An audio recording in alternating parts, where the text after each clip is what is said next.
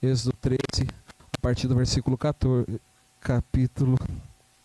Êxodo 13, a partir do versículo 17, nós vamos ler um texto muito conhecido e vamos ouvir a voz do Senhor e o que Ele tem para falar conosco nesta noite.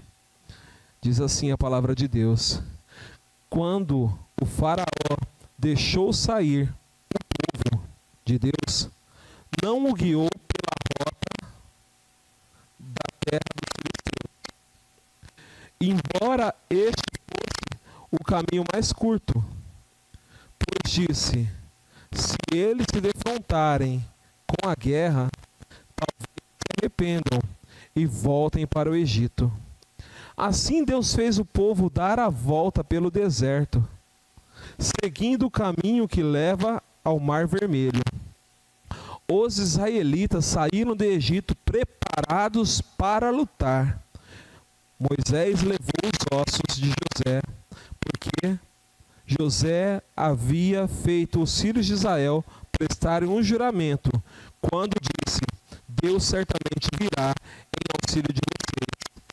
Levem então os meus ossos daqui. Os israelitas partiram de Sucote e acamparam em Etã, junto ao deserto. Durante o dia, o Senhor ia diante deles numa coluna de nuvem para guiá-los no caminho. E de noite numa coluna de fogo. Numa coluna de fogo para iluminá-los. Assim podiam caminhar de dia e de noite. A coluna de nuvem não se afastava do povo de dia, nem a coluna de fogo de noite. Vamos orar ao Senhor. Rei dos reis, soberano Senhor, Deus bendito, nós te amamos, te honramos e celebramos o teu nome e glorificamos a ti, porque nós sabemos que não há outro Deus além de ti. Deus que faz maravilhas e proezas no meio do seu povo e no meio da sua igreja.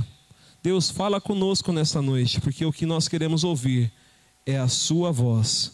Então, estamos preparados para te ouvir. Em teu nome santo é que eu oro e agradeço. Amém e amém. Bom, irmãos, estamos diante aqui de uma história conhecida, né? Eu conheço essa história de criança, não porque eu era cristão, mas porque eu sempre conto, né? Quando eu era criança eu não tinha uma religião formada, mas em alguns momentos da minha vida, minha mãe era caseira, ela mandava eu ir para a casa da minha tia porque ela tinha que trabalhar, e a minha tia era cristã. Minha tia cristã ia para a igreja porque ela era cristã, e o cristão que é cristão segue a Cristo e cultua a Cristo e vai para a igreja. E daí simplesmente chegava no domingo de manhã, a igreja em qual ela ia tinha escola bíblica dominical, e simplesmente eu, que não sabia de nada, acordava simplesmente assim: acorda, já é 9 horas da manhã. 9 horas da manhã já era o horário da escola bíblica dominical, né? Eu acordava já com o despertador já em cima do horário, dizendo, né? Vamos que a gente está atrasado.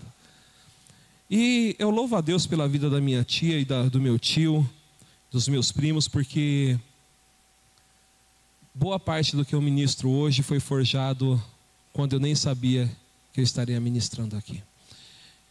E eles me levavam na igreja, e ali era ministrado na escola dominical as histórias bíblicas. Geralmente eu ministro muito sobre os reis de Judá, porque os reis de Judá foi os reis que eu mais aprendi nas escolas dominical.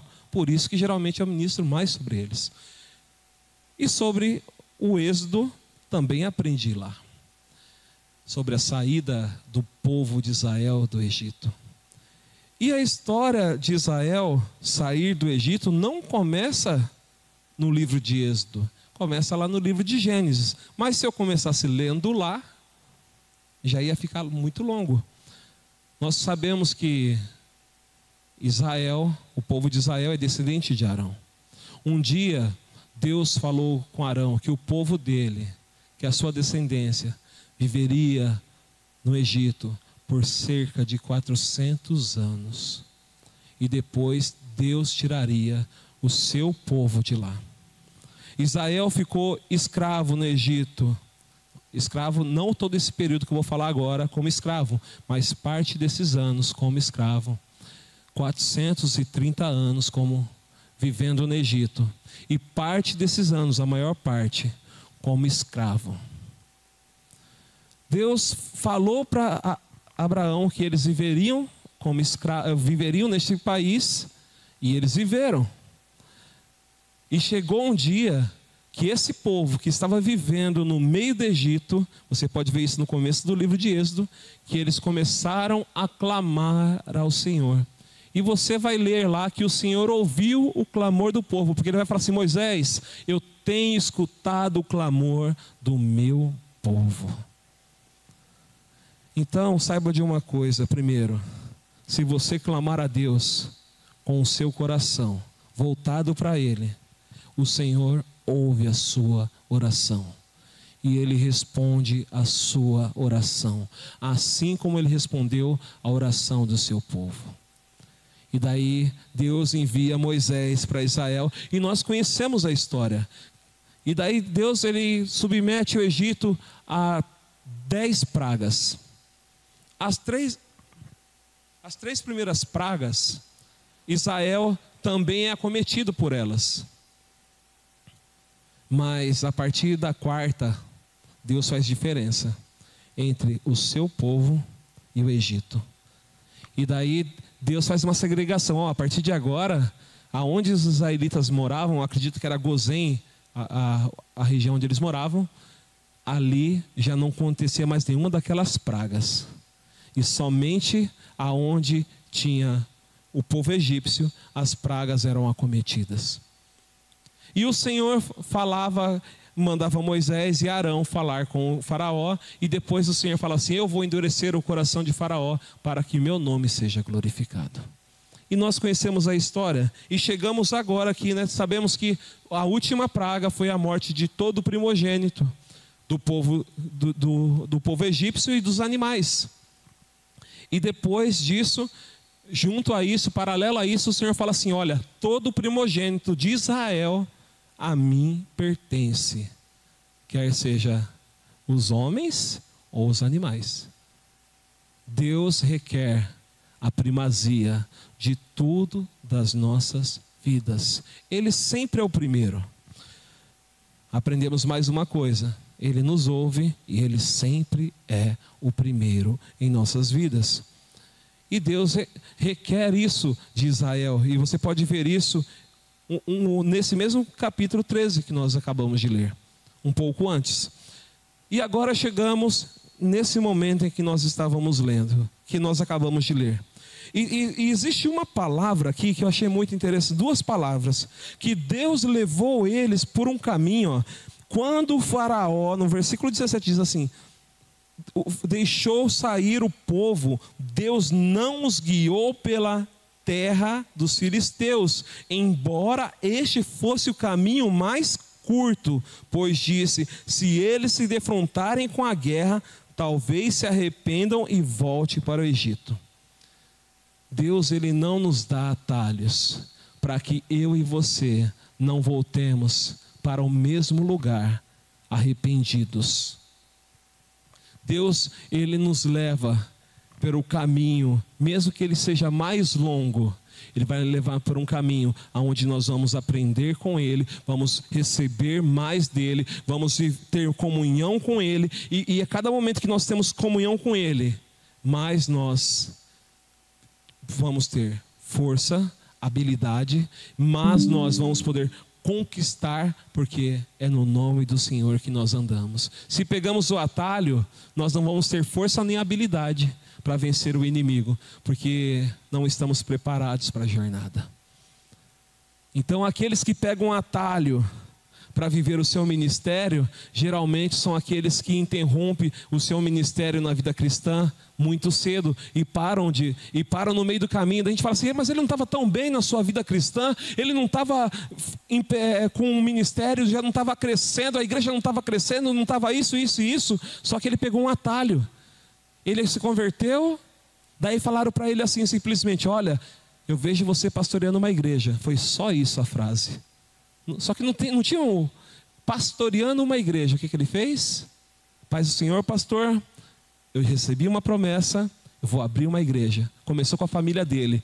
E Deus é um Senhor misericordioso. E daí começou a funcionar, a família dele cresceu, daí veio um parente, veio outro parente, veio outro parente, veio outro parente. E daí cresceu, em algum momento. Só que não teve formação de Deus, não teve preparo, não teve ali, não foi criado nele habilidade para guiar as pessoas, e simplesmente por pegar um atalho, porque foi revelada uma palavra para ele, que ele seria um pastor, ele enfrentou uma primeira batalha e se frustrou, e voltou para o mesmo caminho, e depois começou a falar, não vale a pena servir a Deus. Comecei a andar com Deus e a minha vida só deu ruim. E quantas pessoas eu já ouvi falar essa frase?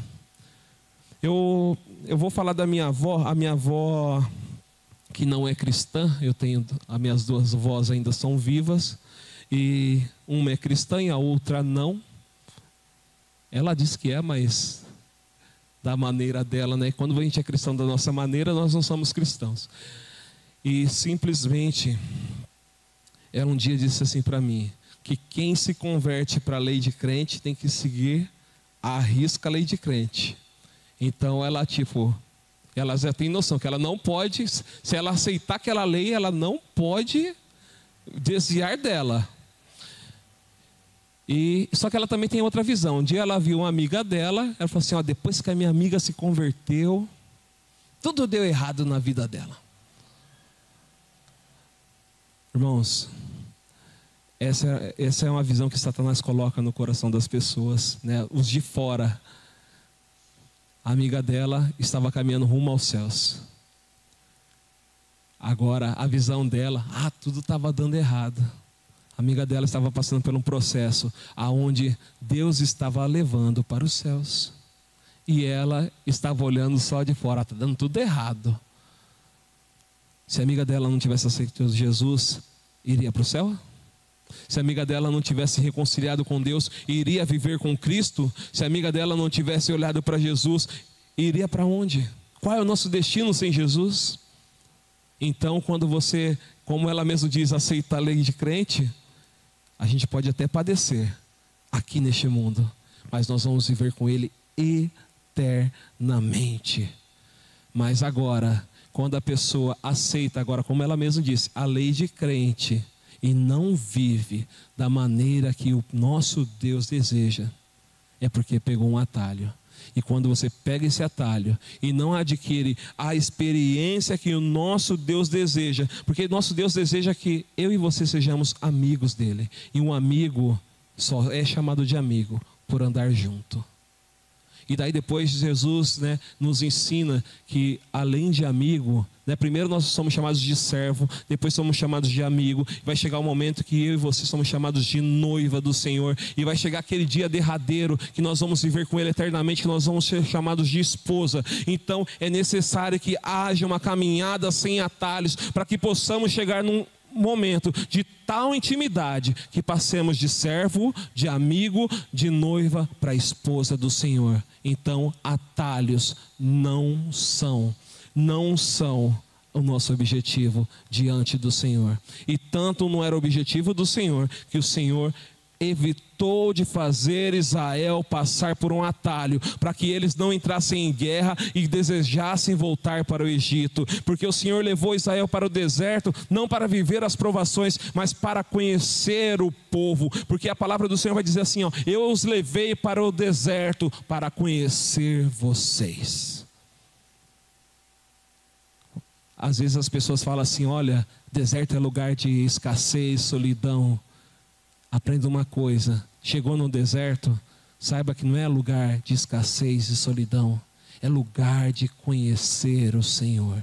Porque se você conhecer o Senhor neste lugar, as privações elas podem vir, mas o Senhor que estava com Elias e o sustentou, vai ser o Deus que vai te sustentar no meio do deserto. O Senhor que estava com Israel e fez brotar água da rocha, vai ser o Deus que vai fazer brotar água da rocha na sua vida. Então entenda uma coisa, não corte o caminho, não pegue atalhos, adquira experiência no Senhor, seja um servo, seja um amigo, seja a noiva do Senhor, até chegar na posição de esposa do Senhor, porque Ele vai dizer que eu e você somos povo escolhido do Senhor, raça eleita, nação santa do Senhor, e para sermos isso, temos que ter experiências com o nosso Deus. Não vai ser só falando um versículo, vai ser de relacionamento com o Senhor. A jornada é longa. Então, se você aceitar a lei de crente, como diz a minha avó, não seja aquele que pega atalhos, seja aquele que anda com o Senhor. Seja verdadeiramente um amigo de Deus, para que no futuro você possa ser chamado de esposa do Senhor. A palavra do Senhor diz isso, e diz outra coisa agora aqui, que eu achei interessante, que é, assim Deus fez o povo dar volta pelo deserto, seguindo o caminho que leva para ao mar Vermelho, e os israelitas saíram de lá preparados para lutar. O povo de Israel, ele saiu do Egito preparado para lutar. Guarde essa informação no coração, porque daqui a pouco a gente vai se deparar com outra situação, lendo o texto. O povo de Israel saiu preparado para lutar. E falando em lutar, né, quantas vezes nós saímos com o nosso Deus de casa, né, motivados, oramos ao Senhor e saímos de casa com aquela vontade, falando assim: hoje nada me para. Eu posso sair avançando que nada me para. Essa é a motivação do povo de Israel. Vai ter, eu acho que mais para frente vai falar assim, que ele andava triunfante. Vamos chegar lá. Daí agora, vamos avançar. Então, o que eu aprendi nesses versículos, e quero deixar registrado: o Senhor sempre irá conosco. Ele não nos deixa. Porque ele vai dizer no versículo 20 em diante: os israelitas partiram de Sucote e acamparam em Etã, junto ao deserto, e durante o dia o Senhor ia adiante deles numa coluna de nuvem para os guiá-los no caminho, e de noite numa coluna de fogo para iluminá-los, e assim podiam caminhar de dia e de noite. A coluna de nuvem não se afastava do povo de dia, nem a coluna de fogo de noite. O Senhor é um Deus presente nas nossas vidas. Ele não se aparta.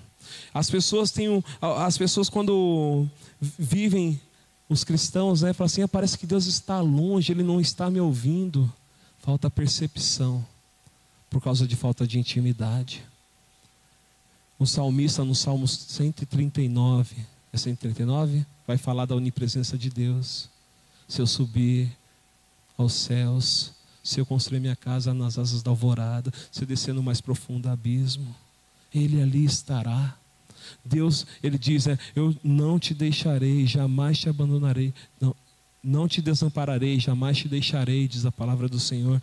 E as pessoas falam: Deus parece que está longe. Não, Deus de Israel é o nosso Deus, e Ele é como esta palavra, Ele é como uma nuvem de dia para nós e uma coluna de fogo à noite, da mesma forma, porque o nosso Deus é um Deus presente. O nosso Senhor não se afasta, o nosso Deus não nos deixa, o nosso Deus está sempre por perto. O que nós precisamos é ter essa percepção, e a percepção vem de andar com Deus, e a percepção vem de relacionamento. Não podemos deixar o nosso Deus, porque se nós o deixarmos, Ele vai dizer que Ele vai nos deixar. Mas se nós o buscarmos, Ele vai dizer que Ele vai deixar ser buscado por nós e ser encontrado por nós. Precisamos ter essa percepção, porque a nação de Israel, neste momento, até aqui, Elas estavam olhando, como diz lá no livro de Hebreus, eu acho, para o autor e consumador da sua fé. Até aqui. A gente ainda não leu o 14. Vamos começar agora. A partir do 14. Então nós sabemos uma coisa. O Senhor anda conosco. Se o Senhor anda conosco, agora saiba de outra coisa. Se o Senhor andar conosco, quem vem atrás de nós? O mundo. O mundo, se o Senhor andar conosco, o mundo vem atrás de nós. Capítulo 14 vai dizer assim, até o versículo, para não me perder, versículo 9. Disse o Senhor a Moisés: diga aos israelitas que mudem o rumo e acamem perto de Pi-Airote, entre Migdol e o mar. Acampem à beira do mar, de frente a Baal-Zefon. O faraó pensará que os israelitas estão vagando confusos, cercados pelo deserto. Então endurecerei o coração do faraó, e ele os perseguirá. Todavia eu serei glorificado por meio do faraó e de todo o seu exército, e os egípcios saberão que eu sou o Senhor. E assim fizeram os israelitas. Contaram ao rei do Egito que o povo havia fugido. Então o faraó e os seus conselheiros mudaram de ideia e disseram: o que fizemos? Deixamos os israelitas saírem e perdemos os nossos escravos?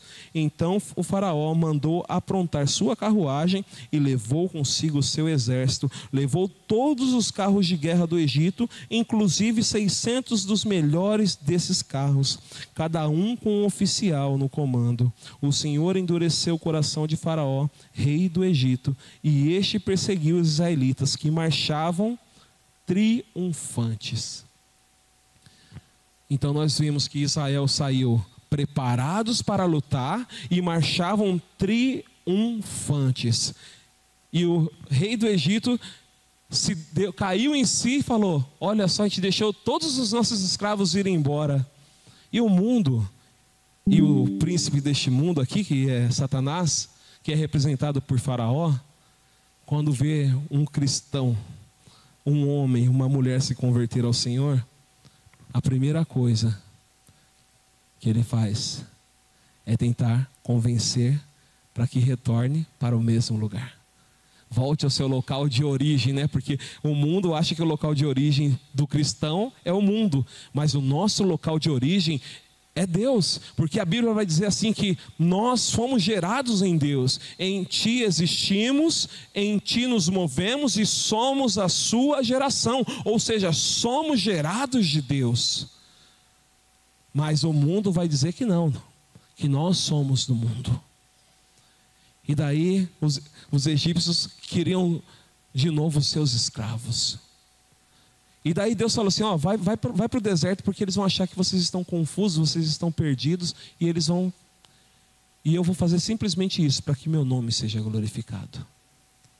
E o povo de Deus andava triunfante. Triunfante. Irmãos, quando nós andamos com o Senhor, olhando para o autor e consumador da nossa fé, a Bíblia vai dizer assim, que aqueles que estão no Senhor, o maligno não pode tocar. Aqueles que pertencem ao Senhor, o maligno não toca. A palavra do Senhor vai dizer assim, que nós somos mais que vencedores em Cristo Jesus. A palavra do Senhor vai dizer assim, que Cristo venceu todas as coisas. E se nós estamos em Cristo, aquele que venceu nos faz triunfantes no nome dEle, porque Ele nos faz andar em vitória. E pode o mundo vir atrás de nós com o maior desejo de nos levar novamente para o local de onde saímos. Ele não vai conseguir, a não ser que vivamos igual a nação de Israel vai viver neste momento. Graças a Deus, eles tinham um Deus que os amava e um homem à frente deles chamado Moisés, que os encorajou. Porque se Moisés também agisse como eles, provavelmente nós não estaríamos contando essa história hoje. Vai dizer assim, a partir do versículo 10 em diante: ao aproximar-se o faraó, os israelitas olharam e avistaram os egípcios que marchavam em direção deles, e aterrorizados clamaram ao Senhor. Disseram a Moisés: foi por falta de túmulos no Egito que você nos trouxe para morrermos no deserto? O que você fez conosco, tirando-nos de lá? Já lhe tínhamos dito no Egito: deixe-nos em paz e seremos escravos dos egípcios, antes ser escravo dos egípcios do que morrer no deserto. E Moisés respondeu ao povo: não tenham medo, fiquem firmes e vejam o livramento que o Senhor lhes trará hoje, porque vocês nunca mais verão os egípcios que vêm. O Senhor lutará por vocês, tão somente acalmem-se. Disse então o Senhor a Moisés: por que você está clamando a mim? Diga aos israelitas que sigam avante. Erga a sua vara e estenda sobre o mar, e as águas se dividirão, e os israelitas atravessem o mar em terra seca. Acabamos de ler que o povo saiu preparados para lutar. Acabamos de ler que o povo andava triunfantemente, mas eles não tinham visto ninguém que ia lutar contra eles. Eles não tinham visto ninguém que ia desafiá-los. O Senhor já tinha feito eles: olha, vocês não vão passar pela terra dos filisteus. Não tinha ninguém para lutar. Daí começou a andar no deserto. Não tinha ninguém no deserto, só tinha eles. Mas em nenhum momento eles fizeram como Moisés. Moisés andou em todo esse trajeto que eles saíram do Egito com o Senhor. Enquanto a nuvem de glória estava ali na frente deles, Moisés buscava o Senhor. Enquanto a coluna de fogo estava na frente deles, Moisés buscava o Senhor. Moisés olhava para o Senhor, Moisés buscava o Senhor. O anjo do Senhor estava ali e Moisés buscava o Senhor. Agora a nação olhava para Moisés. A nação andava triunfante, mas olhando para quem? Para Moisés. Eu e você, se olharmos para o homem, nós vamos perecer. Eu e você, se andarmos como cristãos, mas não olhar para Cristo, olhar para os cristãos que estão ao nosso redor, nós vamos perecer. Porque quando vierem as lutas sobre nós, nós vamos olhar para a pessoa que está à nossa frente e falar: e agora? O que a gente vai fazer? E vai jogar a culpa em quem? Naquele cristão que está à nossa frente. E daí você fala assim: e aí, pastor, resolve agora esse problema aqui, porque não era suficiente o que a gente já estava vivendo. E aí, presbítero, o que a gente vai fazer? Porque foi por causa das suas instruções. Você falou que a gente devia fazer isso aqui. Eu falei que eu preferia aquele lugar. Os olhos de Israel, que andava triunfante, estavam olhando para Moisés. Os nossos olhos não podem estar olhando para os homens. Não é porque andamos com Deus que você olha somente para nós. Você tem que olhar para o autor e consumador da sua fé. A palavra do Senhor vai olhar assim, olhando fixamente para o autor e consumador da sua fé. Você não desvia o seu olhar. Você olha para Cristo, porque Cristo não erra, Cristo não falha. Cristo, Ele te ajuda e te sustenta, porque daí você não vai temer. Moisés falou: se acalma, tenham coragem, porque Moisés estava olhando para o Deus que dava toda segurança para ele. Moisés não era o grande homem imponente, machão, vamos falar assim. Moisés, ele era uma pessoa segura, porque ele sabia para quem ele estava olhando. Para um Deus que não falha e jamais falhará. E você sabe para quem você está olhando? Porque vai ter pessoas que saem das suas casas triunfantes, preparados para lutar durante o seu dia, e daí vem a primeira dificuldade, Ele fala, eu sabia que não ia dar certo. Ah, nem adiantou, falei com a minha esposa.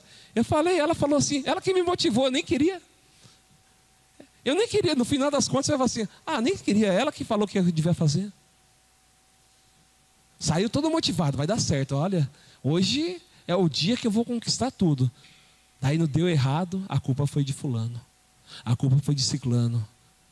Não, a culpa sempre vai ser sua, se você não olhar para o seu Senhor. Porque a Bíblia vai dizer que no fim das contas, Ele não vai cobrar de fulano nem de ciclano, porque Ele vai dizer assim, a alma que pecar certamente morrerá. Então Ele vai olhar para você e vai dizer, justo ou injusto, fiel ou infiel. Ele não vai perguntar para fulano, vai perguntar para você. A Bíblia vai dizer assim que o Senhor vai pegar o livro da vida e vai pegar os livros, vai pegar o livro que está toda a sua história, e lá Ele vai ver a sua história, e vai ver junto com o livro da vida, e vai ver, opa, pode entrar, bendito do meu reino. Ou vai falar, maldito, apartai de mim, porque não vos conheço. Deus, a gente não esconde o nosso coração de Deus. Então não olhe para as pessoas esperando que é nela que você vai encontrar o seu Cristo. O seu Cristo você só encontra no Senhor e Salvador da sua alma. É dele que vem o socorro. É dele que vem o socorro. Porque o salmista vai dizer no Salmo 121, eleva os meus olhos para o monte, de onde me virá o socorro? Meu socorro vem do Senhor que fez os céus e a terra. Se você olhar para mim, eu posso até te dar uma ajudinha, mas não vai vir o socorro. Porque o socorro vem do Senhor. Então Moisés, ele fala para o povo, ó, tenham coragem, mas a sua busca é no Senhor. E daí Moisés vai falar assim, por que clama a mim? Deus vai falar para Moisés. Aqui diz assim, né, diga, siga avante, né? Mas nas Bíblias corrigida e a Bíblia de João Ferreira de Almeida vai dizer assim, diga ao povo que marche, né? É mais poético aí no caso, né? Como diz o pastor. Diga ao povo que marche. E simplesmente Moisés ele vai chegar na frente do mar. E neste momento agora nós vamos ler ali. Erga a sua vara, a partir do versículo 16. Estenda a sua mão sobre o mar e as águas se dividirão, para que os israelitas atravessem o mar em terra seca. Eu, porém, endurecerei o coração dos egípcios e eles perseguirão, e serei glorificado com a derrota do faraó e de todo o seu exército, com os seus carros de guerra e seus cavaleiros. Os egípcios saberão que eu sou o Senhor, quando eu for glorificado com a derrota do faraó e com seus carros de guerra e seus cavaleiros. A seguir, o anjo de Deus, que ia à frente dos exércitos de Israel, retirou-se, colocando-se atrás deles. A coluna de nuvem, que também saiu da frente deles, se pôs atrás deles, entre os egípcios e os israelitas. A nuvem trouxe trevas para um e luz para o outro, de modo que os egípcios não puderam aproximar-se dos israelitas durante toda a noite. Então Moisés estendeu a mão sobre o mar, e o Senhor afastou o mar e o tornou em terra seca, com um forte vento oriental que soprou toda aquela noite. As águas se dividiram, os israelitas atravessaram pelo meio do mar em terra seca, tendo uma parede de água à direita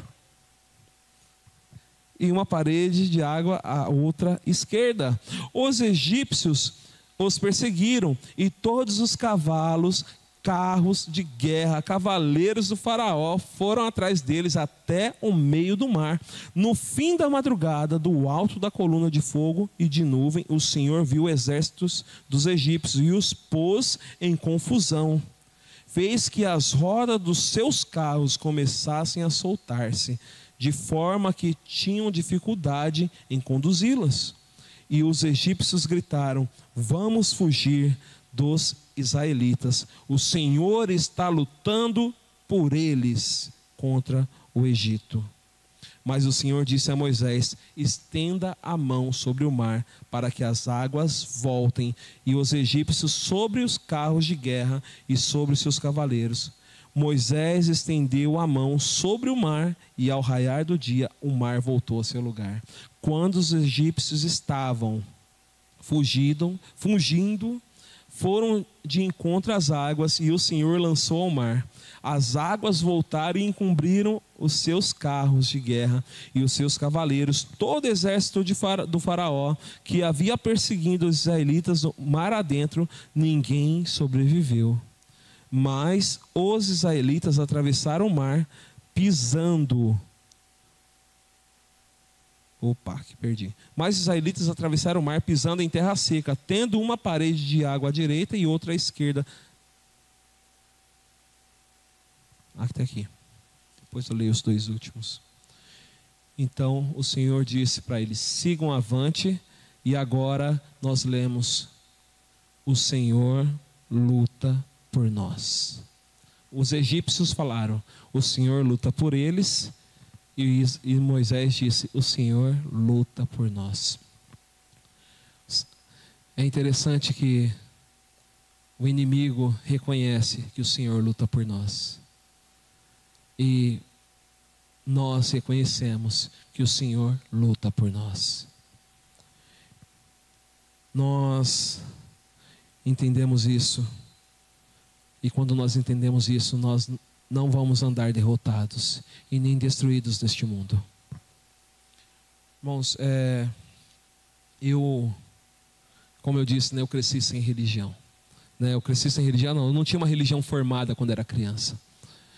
Então, quando era criança, eu ia para a igreja evangélica. Só que a minha outra avó, ela ia para os terreiros de macumba. Então, quando ela ia para o terreiro de macumba, às vezes eu brincava em torno do terreiro de macumba, passava dentro do terreiro de macumba, entrava dentro do terreiro de macumba, saía, fazia tudo ali, né? E ia para a igreja também com a minha tia. Só que eu não entendia nada do que acontecia nas reuniões do terreiro. Eu sei que acontecia alguma coisa ali. Minha avó ficava na casa dela ali e recebia as entidades, e às vezes me chamava ali para conversar. Lembro de alguma coisa? Não. Né? Mas eu convivi com isso em algum período da minha vida. Minha mãe, quando ela se converteu, meu irmão ainda era criança em um certo período, para você ver a diferença de quando Deus está sobre as nossas vidas. E meu irmão era criança. E como eu disse, eu andava por ali, passava por ali, fazia tudo por ali. Quando minha mãe se converteu e meu irmão ia brincar naqueles mesmos lugares, falava assim para ele: ele não pode entrar, ele não pode passar. O inimigo, ele sabe quem luta por nós, ele sabe quem é o nosso Senhor, ele sabe quem é o nosso Deus. E daí, sobre a vida dele, não podia ser feito nada. Igual quando eu não tinha referência, faziam qualquer coisa. Quantas vezes minha avó jogou água no meu rosto, né? E eu não entendia, achava até legal, né? Ia lá, arruda a água. Eu achava legal porque eu não entendia, não tinha noção nenhuma. Mas quando chegou a vez em que minha mãe se converteu, quando meu irmão passou na frente, ele não pode. Ele era barrado de passar por ali. Então saiba, quem luta por você é o nosso Deus. O inimigo reconhece quem luta por você e ele para. Ele diz: eu vou voltar, porque se eu ficar aqui, eu vou ser destruído. Se eu continuar aqui, não tem chances para mim. Só que o nosso Deus, ele não é um Deus que dá escapatória para o nosso inimigo. Ele destrói por inteiro. Então, se o mundo vai tentar te consumir, se o mundo vai tentar te tragar, se o mundo vai tentar te levar de volta para aquele lugar da onde Deus te tirou, saiba de uma coisa: o Senhor Jesus desfez na cruz toda a obra de Satanás na sua vida, ele destruiu de uma vez por todas. Não há mais vínculo com o pecado, não há mais vínculo com Satanás, não há mais vínculo da sua vida, da sua história com o pecado. A vida de escravos do pecado acabou. Deus fez cessar através do sacrifício de Jesus. Então, o Satanás, ele vai ser frustrado, assim como o Faraó foi frustrado no meio do Mar Vermelho, porque o nosso Deus, ele luta por nós. Ele luta por nós. E isso é tão certo que ele diz em sua palavra. Simplesmente agora eu marquei aqui, que eu não lembro o capítulo. Deixa eu colocar aqui para não perder. Meu primo, eu já tinha pensado no versículo, e meu primo colocou hoje no status dele, no WhatsApp. Eu falei, hoje eu não vou pregar o texto, mas o versículo eu vou falar. Daí o Vitor falou assim, a gente podia tocar aquela música hoje. Daí eu falei, não vou cantar a música, mas vou falar o texto. Livro de 2 Coríntios. Daí eu vou falar assim de novo, né? Igual o pastor fala, é mais poético, na João Ferreira de Almeida.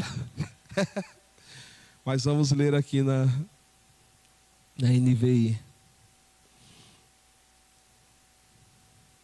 A partir do versículo 8. De todos os lados somos pressionados, mas não desanimados. Ficamos perplexos, mas não desesperados. Somos perseguidos, mas não abandonados. Abatidos, mas não destruídos. Trazemos sempre em nosso corpo o morrer de Jesus, para que a vida de Jesus também seja revelada em nosso corpo. Pois nós que estamos vivos, somos sempre entregues à morte, por amor de Jesus, para que a sua vida também se manifeste em nosso corpo. De modo que em nós atua a morte, mas em vocês atua a vida. Aqui diz o apóstolo Paulo, mas saiba que isso aqui que o apóstolo Paulo diz, é simplesmente para dizer que Deus está conosco. E mesmo que você esteja aflito, você não está abandonado, porque o nosso Deus está conosco. Destruído, mas Deus está conosco. De todos os lados somos pressionados, mas não desanimados. Ficamos perplexos, mas não desesperados. Somos perseguidos, mas não abandonados. Abatidos, mas não destruídos. E daí, junto com a música que o Vitor me lembrou, ele vai dizer assim, ó, agora como igreja, eu e você. A perseguição não para a igreja. O Coliseu não para a igreja. Os leões não pararam a igreja. O inferno não pode prevalecer.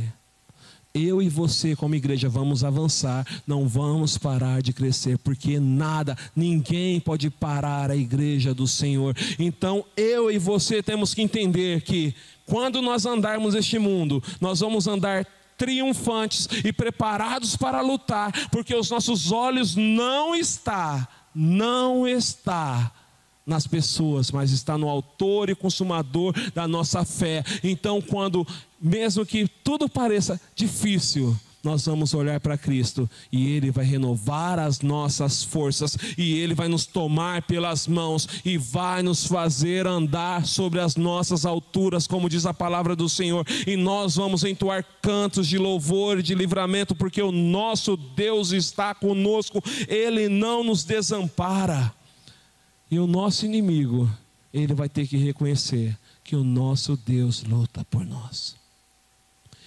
E daí, para encerrar, porque falta pouco para acabar o culto também, o horário, vai dizer assim, os últimos versículos do capítulo 14 que faltou para ler, o 30 e 31. Naquele dia o Senhor salvou Israel das mãos dos egípcios, e os israelitas viram os egípcios mortos na praia. Israel viu o grande poder do Senhor contra os egípcios. Temeu o Senhor e pôs nele a sua confiança, como também em Moisés, seu servo. Agora a confiança do povo de Israel estava no Senhor. Estabeleça sua confiança no Senhor. Não existe nada melhor do que confiar no Senhor, porque é dele que vem o socorro. Se queremos conquistar algo na nossa vida, vai ser olhando para Deus, porque é dele que vem o socorro. Os meus planos, os meus sonhos, tudo que eu projetar, se eu não colocar nas mãos de Deus, não me vale a pena, porque o Senhor disse para o povo de Israel: será meu o primeiro de tudo. Então, meu primeiro sonho é andar com o Senhor. Esse é o meu sonho, viver com o Senhor, andar com o Senhor, ter o Senhor na minha vida. Esse seja o seu sonho, andar com o Senhor, viver com o Senhor, não se apartar da presença do Senhor e um dia morar com Ele eternamente. Esse seja o seu sonho, essa seja a sua meta, porque esse é o nosso destino. Hoje nós vivemos aqui nessa terra, mas isso aqui é tão passageiro, que nós vamos viver a eternidade com quem? Com o nosso Deus. Mas se não vivermos com Ele aqui, não vamos poder viver uma eternidade com Ele. E as pessoas falam assim: um dia nós vamos morar com Deus. Quando uma pessoa morre, fala assim: nossa, agora ele está com Deus. Sinto muito, se não vivermos com Ele aqui, não vamos poder viver com Ele na eternidade. Para encerrar, né, eu estou agora aprendendo a falar para encerrar e não encerro. Então assim, hoje eu saí do serviço, dei a carona para um rapaz. Eu perguntei assim: para onde você vai? Daí eu falei: lógico que você vai falar que é para sua casa, né? E ele respondeu ainda depois disso: você vai para minha casa. Aí eu falei: tá bom, você vai para sua casa, eu te levo. Eu não sabia, né, para onde ele morava e nem o que ia fazer, né?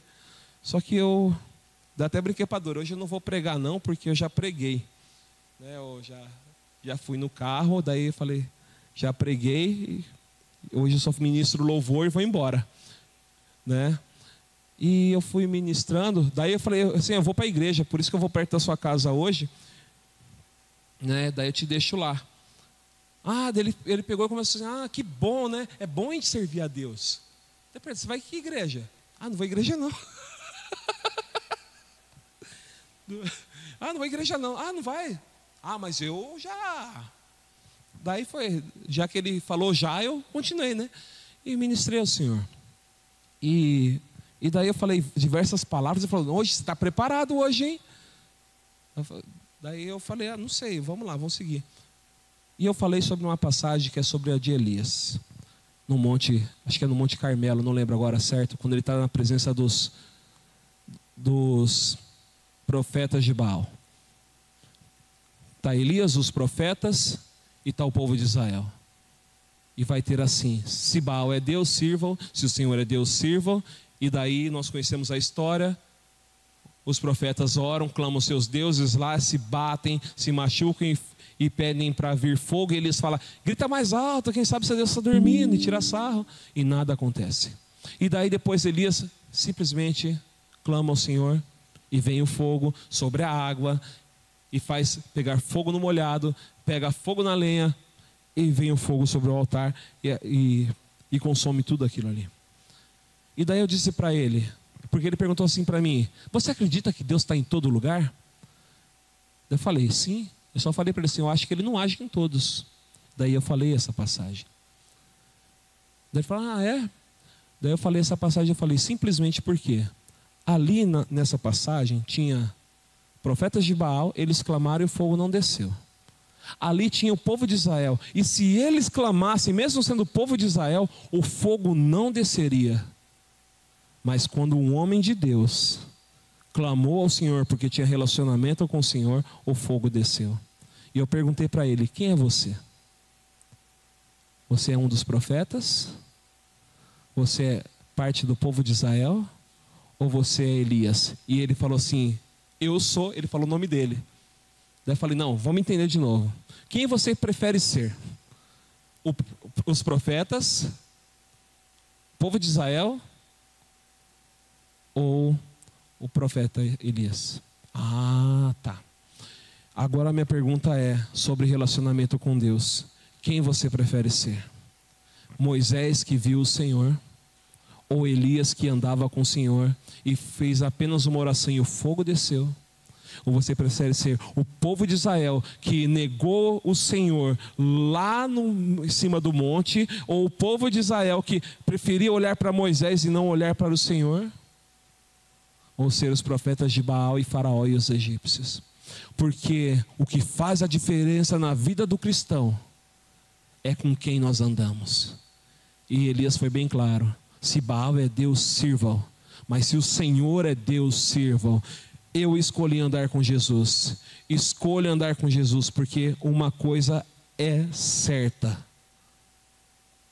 Satanás sabe quem é o seu Deus e ele diz: o Senhor luta por eles. Se você entender isso, você nunca mais vai abandonar Jesus. Vamos orar ao Senhor. Rei dos reis, soberano Senhor, nós te amamos e buscamos a tua face. Eu quero buscar a tua presença, eu quero buscar a tua glória, eu quero andar contigo, eu quero viver diante de ti, porque, Pai querido, eu sei, Pai querido, que a tua igreja sempre vai prevalecer, porque o Senhor venceu, porque o Senhor é o Rei, porque o Senhor é o Deus Todo-Poderoso, porque o Senhor está conosco, porque o Senhor, ó Pai querido, foi, ó Pai querido, atrás do povo de Israel e se fez luz, ó Pai querido, diante do seu povo que ia marchando, mas se fez trevas diante dos ímpios, diante do mundo, diante do pecado, ó Pai querido, porque o mundo sempre andará em trevas, mas aqueles que o buscam, aqueles que o servem, aqueles que o adoram, aqueles que o invocam, andará na sua luz. As nações que te buscam, daqueles que andam na tua presença, andarão na tua luz. É uma profecia, é a tua palavra, é a tua vida sobre nós, e nós andaremos na tua luz, e nós viveremos a tua palavra, e nós viveremos a tua glória, e nós viveremos o teu poder. Que hoje, Pai querido, a tua igreja tome uma decisão de andar com o Senhor, andar com o Senhor, olhar, andar, Pai querido, olhando para nos teus olhos, andar, ó Pai querido, como teus servos, andar como teus amigos, andar como tua noiva, e um dia, Pai querido, chegarmos nos céus junto contigo, e um dia vivermos contigo, Pai querido, e sermos chamados de sua esposa. Pai querido, nós não queremos viver para este momento, queremos viver para a eternidade contigo, porque o que nos importa é viver contigo eternamente. Pai, não queremos viver, ó Pai, a apostasia, não queremos viver, ó Pai querido, distante da presença do Senhor, mas queremos andar contigo dia após dia. A nação, ó Pai querido, a nação de Israel, Pai querido, não olhava para o Senhor, ó Pai querido, e quase, ó Pai querido, retornou para o Egito, e quase naufragou, ó Pai querido, no Mar Vermelho, mas Moisés ali, ó Pai querido, olhou para o Senhor, buscou a tua face, buscou a tua glória. Ele sim, ó Pai querido, andou triunfante, ele sim, ó Pai querido, andou ali preparado para lutar, e quando ele fez isso, ele andou no nome do Senhor, e que nós, ó Pai querido, possamos andar preparados, ó Pai querido, para lutar, Pai querido, triunfantes no nome do Senhor Jesus, porque à nossa frente vai um fogo consumidor, porque o Rei dos Reis, o Senhor dos Senhores está conosco, e nós sabemos que o nosso Deus, Ele luta por nós. Então nós sabemos a quem nós estamos olhando para o Senhor. Obrigado, Jesus, porque Tu és o nosso Rei, o nosso Salvador. Em Teu nome santo é que eu oro e agradeço. Amém e amém.